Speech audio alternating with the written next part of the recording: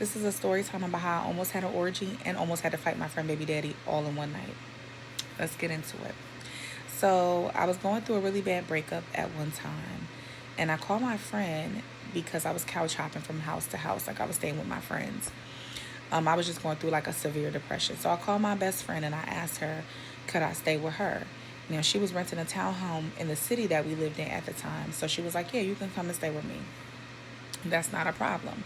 She had a 5 year old and she just had a newborn. So I go stay with her. And at the time, it was just her, the kids, and one of our other homeboys that was staying there at the time. So our other homeboys, he ended up leaving, and I ended up taking his room. So my friend calls her baby daddy over one night, and she tells him that she needs him to watch the kids for her, so that she could, and she needed to use his car so she could take me and her out to go to dinner. So I'm not thinking nothing of it. I'm thinking, okay, we just about to go out to dinner. So he agrees. So he comes over to watch the kids. So we take his car and we are on our way to go out to Applebee's. So, mind you, on the ride there, she's telling me, hey, I just want to let you know that right before we get to Applebee's, I got to go pick up my two homeboys. And I'm looking at her like, bitch, we're in your baby daddy's car. Why didn't you tell me this at the house? She's like, I couldn't tell you at the house because he was there, so I didn't want him to know what we was about to do. So I'm like, all right, cool. So we go to her homeboy's house. We pick him and his other friend up. And we drive to the Applebee's and we're eating at Applebee's. So we're having a good time. Now, mind you, when we left the house, it was probably like about 8 or 9 o'clock. So when we get to Applebee's, it's probably about like a little bit before 9:30. So we get there, we're eating, we're having a good time, we're talking. And this was a friend, like a homeboy that she knew from high school. Now, mind you, we were probably like maybe 23, 24 at the time. So we're eating at Applebee's. We're having a good time. Now, the friend, his homeboy, was hitting on me, and he was just talking to me, trying to flirt with me. And at the time, I kind of was still like trying not to really mingle with nobody because I was still not over my ex. And my friend, her motto was always kind of like, oh, for you to get over somebody, you got to get into somebody else. So she was just trying to kind of like cheer me up. So we're eating, we're having a good time. So she's like, hey, we're about to go back and drop them off. I'm like, all right, cool. So we all get in the car and we go to the homeboy's house to drop him off. I'm thinking we're dropping him off and we're going back home. No. So we go to the homeboy's house and he invites us in. Now, mind you, right before he had invited us in, her baby daddy is blowing up her phone because he went through her messages on her computer. So he went through her Facebook messages, and that's where her and the homeboy was talking. He went through the Facebook messages and found out that she was planning on meeting up with him tonight. So he blowing her phone up, leaving her messages, and she's not answering. So she turns her phone off. So then guess who he called? He blowing up my phone. I'm like, bitch, what's going on? She was like, just ignore the calls, don't even answer it. So we get into the homeboy's house, and in the house is like we're in the living area of the house. Now the homeboy, he was living there. His brother was living with him, and and his nephew. I don't know if he told her that, but I didn't know that because I didn't even know what was going on. To be for real, for real. So we get into the living space of the house. Now the homeboy's friend that was trying to talk to me all night, he's trying to give me a lap dance. He's in there taking his clothes off, and the lights is low, the lights is off. Now, baby, I'm bundled up. I have on a whole little leather jacket. I'm not taking it off because I don't know what we about to get into. I don't know what's about to happen, and I'm just here for the show. Okay? I'm here for the ride. Now, mind you, her homeboy was behind us. So she and him start getting it in. She said she fully butt naked, riding this man right behind me. And they're on like a bed, like a bed area. So as she's doing that, the homeboy's friend is, trying to get me to take my clothes off. I'm not budging because I'm not doing it.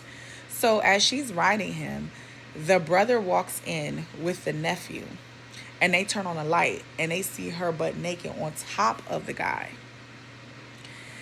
And The brother just turns around, covers his nephew's eyes, and just walks out. I bust out laughing. My friend is like, all right, Key, we gotta go. So we get back to the car. Now, mind you, her baby daddy done blew her up, left her messages. He blowing me up. He leaving me messages. He's calling me.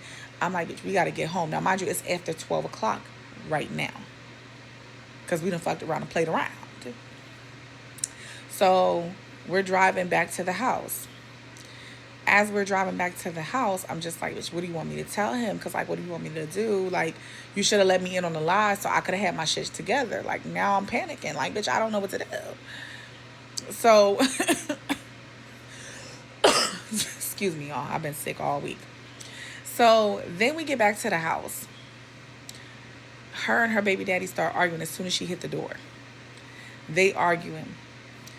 They about to start tussling. I'm like, all right, I'm not going to let him put his hands on my girl, but like, bitch, you was out of line. Like, we was out of line. Now, he cussing me out because he like, how could you? Why would you go with her? And how could you do this? And you didn't say nothing and you a part of this. I'm like, listen, I don't know what's going on. Because I don't even know how to fucking lie. I don't even know what to say. Because the man already seen the messages. So he already know what's up. So I'm not finna gaslight you and make it even worse. Because then we might have to jump your ass. So they start tussling. I'm trying to break it up. She run upstairs. Mind you, when you come through the front door is the living room area. Then there's a staircase right there on the left side of the wall. So she run up the stairs. She tries to barricade herself in the room straight forward. Like it's a room, like when you come up the stairs, it's a room straight to the back. So she tries to barricade herself in the room. He's trying to bust through the door. He's trying to get in. So I call my other best friend. I'm like, bitch, I don't know what's going on. I tell her the situation. She's like, listen, you want me to come get you? I'm just like, girl, I don't know what the fuck is happening.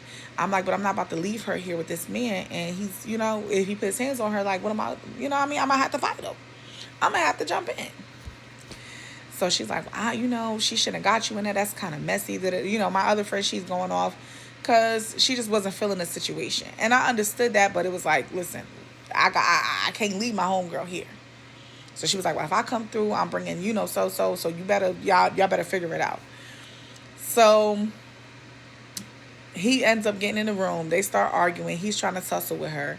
She ends up getting out of the room. There's a bathroom too. Like when you come out of that room, there is just the only bathroom in the hallway. And that is on your, when you come out of that room, it'll be on your right hand side. So she runs into the bathroom. She locks the bathroom door. So he sees me in the room, like a little bit down the hall from the bathroom, and he beelines it to me. I shut the door. Because, baby, you're not getting the fuck in here. I start locking the door. He start banging on the door. He's screaming. He's crying. He's going through it. He's ready to beat our asses. And I'm like, bitch, why would you get me into the situation and you don't even tell me?